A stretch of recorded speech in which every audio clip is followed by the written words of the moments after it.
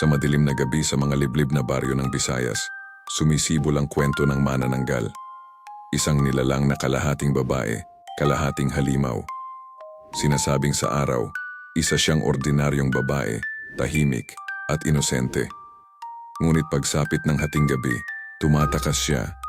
Hinahanap ang kanyang lihim na taguan. Dito niya inaalis ang kanyang katawan mula baywang pababa. Iniiwan ang ibabang bahagi habang ang kanyang pangitaas ay tinutubuan ng malalaking pakpak, handang maghanap ng biktima. Karaniwan, buntis ang pinupuntirya niya, gamit ang mahaba at matulis na dila upang sipsipin ang dugo ng sanggol sa sinapupunan.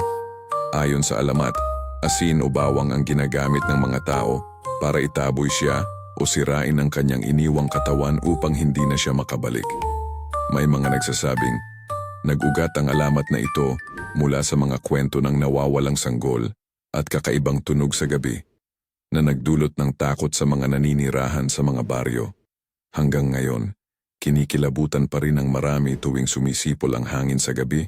Baka ang manananggal ay nagmamasid lamang, naghahanap ng susunod na biktima na kanyang sasapitin sa dilim.